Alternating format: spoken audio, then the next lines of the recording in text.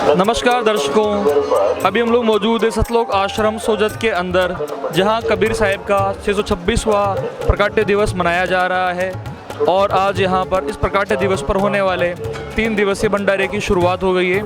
आप देख सकते हैं यहां पर काफ़ी संख्या में श्रद्धालु भंडारा प्राप्त कर रहे हैं। श्रद्धालुओं का आना, भंडारा प्राप्त करना और अपने घर की तरफ जाना और नए श्रद्धालुओं का आना यहाँ लगातार जारी है।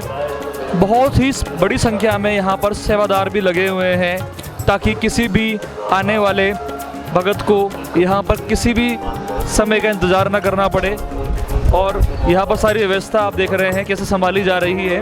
तो यहाँ पर मौजूद कुछ सेवादारों से हम लोग जानते हैं यहाँ की व्यवस्था के बारे में। जी, आपका नाम क्या है और आप कहाँ से हैं? जी, मेरा नाम दीपेश दास है, मैं प्रतापगढ़ राजस्थान से हूँ। दीपेश जी, यहाँ पर जो श्रद्धालु आ रहे हैं ये कहाँ से यहाँ पर भंडारा प्राप्त करने आ रहे हैं? जी, ये सभी संत रामपाल जी महाराज के अनुयायी राजस्थान, गुजरात और महाराष्ट्र के कोने कोने से पधार रहे हैं। तो सर, यहाँ से गुजरात और महाराष्ट्र तो बहुत दूर है, तो सिर्फ भंडारा प्राप्त करने के लिए लोग इतना दूर क्यों आ रहे हैं?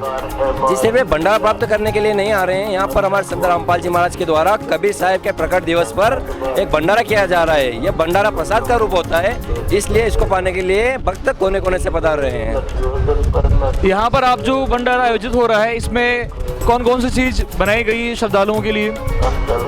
यहाँ पर फुल्का राम, पूड़ी राम, चावल राम, कड़ी राम और अनेक प्रकार के लड्डू राम, प्रसाद राम, ये सभी व्यंजन यहाँ पर संत रामपाल जी महाराज के आदेशानुसार बनाए जा रहे हैं। आपने अभी जितनी भी चीज़ें बताई, आप उन सबके पीछे राम शब्द लगा रहे हैं, तो इसके पीछे क्या कारण है? आप पूड़ी को पूड़ी राम क्यों बोल रहे हैं, सब्जी को सब्जी राम क्यों बोल रहे हैं? जी, हमारे संत रामपाल जी महाराज ने बताया है कि ये जो अन्न होता है, अंजल साहिब रूप है, ये अन्न भगवान का स्वरूप होता है, इसलिए इसको परमात्मा की उपाधि दी जाती है, इसलिए हर वर्ड के पीछे राम लगाया जा रहा है।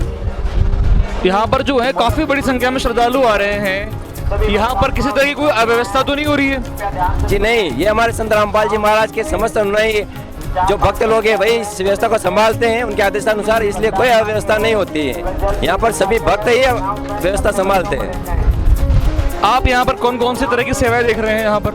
जी, हम यहाँ पर भंडारा खिलाने की सेवा, भंडारा बनाने की सेवा और भंडारा परोसने की सेवा देख रहे हैं। तो श्रद्धालु आपने देखा यहाँ पर जो भक्तजन पहुँच रहे हैं, वो सिर्फ राजस्थान ही नहीं बल्कि गुजरात और महाराष्ट्र के कोने कोने से भी यहाँ पर लोग आ रहे हैं और यहाँ पर ये भंडारा प्राप्त कर रहे हैं। इनके मुताबिक ये भंडारा सिर्फ खाना मात्र नहीं है, ये भंडारा यहाँ कबीर साहिब का प्रसाद है, इनके सदगुरुदेव जी द्वारा बनाया गया प्रसाद है, जिसे प्राप्त करने के लिए ये श्रद्धापूर्वक अपने घर से यहाँ बहुत दूर दूर पहुँच रहे हैं। और आप देख सकते हैं सिर्फ सेवादारों में नहीं बल्कि जो भक्तजन यहाँ पर आ रहे हैं बहुत दूर से, वो भी बहुत अनुशासन के तौर पे यहाँ पर बैठ रहे हैं और आ जा रहे हैं। और किसी भी तरह की कोई भी अव्यवस्था यहाँ पर नज़र नहीं आ रही है। यहाँ पर आप देख सकते हैं यहाँ पर कितनी बड़ी संख्या में लोग मौजूद हैं। जी, आपका नाम क्या है और आप कहाँ से हैं? मेरा नाम पंकज दास है, मैं राजसमंद से हूँ। तो यहाँ पर अभी गर्मी का समय चल रहा है, जून का महीना है, बहुत ज़बरदस्त गर्मी चल रही है, तो आपने यहाँ पर उसके लिए क्या व्यवस्था की है? यहाँ पर कूलर और पंखे की व्यवस्था की गई है संत रामपाल जी महाराज के आदेश अनुसार। जो भी अनुयायी आए उनको गर्मी ना लगे, इसके लिए सारी व्यवस्था यहाँ की गई है। कूलर की भी की गई है, पंखों की गई है, सारी व्यवस्था है। तो श्रद्धालु आपने देखा यहाँ पर सिर्फ भंडारे की नहीं, गर्मी के हिसाब से यहाँ पर कूलर, पंखे, सबकी व्यवस्था यहाँ पर की गई है।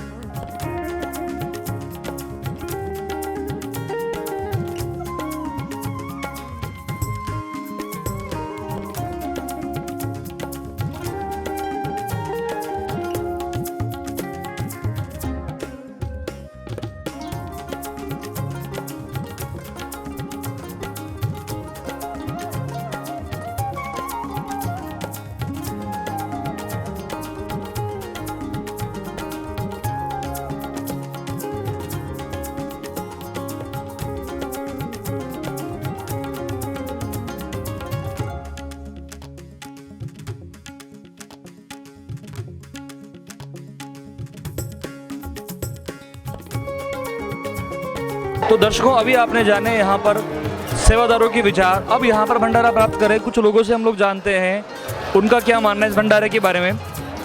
जी, आपका नाम क्या है और आप कहाँ से हैं? मेरा नाम है धनराज दास, जिला कोटा, गांव बंदा। आप कोटा से यहाँ पर आए हैं, तो यहाँ पर जो व्यवस्थाएं हैं उनके बारे में आप क्या बोलना चाहेंगे? बहुत बढ़िया है व्यवस्था, ऐसी व्यवस्था मैंने कहीं भी नहीं देखी है जैसी रामपाल जी महाराज भगवान की व्यवस्था है। बहुत बढ़िया व्यवस्था है। बहुत सारे लोग यहाँ पर आ रहे हैं, बहुत सारे लोग जा रहे हैं, तो भंडारा करने में आपको समय तो नहीं लग रहा है ना? नहीं, बिल्कुल समय नहीं लगता है, बिल्कुल समय नहीं लगता है। भंडारा करके बाहर निकल जाते हैं जब। तो दर्शकों, यहाँ पर आपने देखा बहुत दूर दूर श्रद्धालु आ रहे हैं और भंडारा प्राप्त कर रहे हैं और बहुत ही अच्छा अनुभव बता रहे हैं अपना यहाँ के बारे में। चलिए कुछ और लोगों से यहाँ पर बात करते हैं। दर्शकों, आमतौर पर जहाँ भी ऐसे बड़े कार्यक्रम आयोजित होते हैं वहाँ पर अलग अलग लोगों के लिए अलग अलग तरह की व्यवस्था होती है। तो यहाँ पर मौजूद सेवादार से हम लोग जानते हैं कि क्या यहाँ भी ऐसा है। जी, क्या नाम है आपका और आप कहाँ से हैं? मैं नितेश दास से, भगत जी मैं राजसमंद से हूँ। तो नितेश जी, क्या यहाँ पर भी अलग अलग व्यवस्थाएं बनाई गई है लोगों के लिए, उनके इनकम की बेसिस के ऊपर, या किसी और तरह से क्या आपने अलग अलग व्यवस्था बनाई है यहाँ पर? नहीं भगत जी, यहाँ पे किसी प्रकार का कोई भेदभाव नहीं है, नहीं ऊंच नीच है, न किसी प्रकार का जाति संबंधी कोई दबाव है यहाँ पे। और अलग व्यवस्था कर रखी है दिव्यांगों के लिए और बुजुर्गों के लिए अलग से व्यवस्था कर रखी है। तो दर्शकों, कहने का मतलब यहाँ पर सेवादार बता रहे हैं कि यहाँ पर किसी भी तरह कोई भेदभाव नहीं है, चाहे आप अमीर हैं, चाहे आप गरीब हैं, चाहे आपका धर्म कैसा भी, चाहे आपकी जाति कैसी भी हो, कोई व्यवस्था लगने की, सबको एक साथ बैठकर खुले में भंडारा करना है। और अगर यहाँ पर अलग व्यवस्था की बात की जाए तो यहाँ पर अलग व्यवस्था की गई है, लेकिन वो अलग व्यवस्था जो है वो दिव्यांगों के लिए की गई है या विकलांगों के लिए की गई है, जिनको बैठकर भंडारा प्राप्त करने में समस्या है। आप देख सकते हैं यहाँ पर जिन लोगों को बैठने में समस्या होती है, कुछ शारीरिक समस्या है, उनके लिए अलग व्यवस्था की गई है, वरना यहाँ पर सब तरह के श्रद्धा में बैठकर भंडारा प्राप्त करना है। आप देख सकते हैं किसी भी तरह का यहाँ पर कोई अंतर नहीं किया गया है।